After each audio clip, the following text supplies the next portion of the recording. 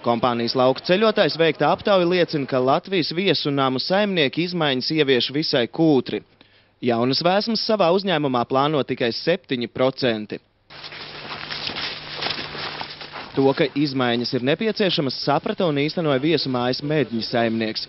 Tagad bez stārķu līgstas un skaistās Limbažu apkārtnes Medņos ir spēkozola pārgājiens, ko jau paspējuši iecienīt ārvalstu un vietējie viesi.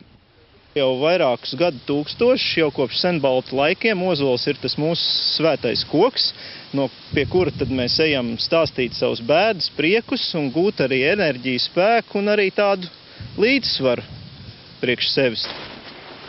Ņemot karti un kompasu, ozola pārgājiens ilgst aptuveni 2 stundas. Tas var būt vēl interesantāks un ilgāks, ja viesis ir gatavs pie katra ozola iepazīties ar interesantiem faktiem par ozoliem.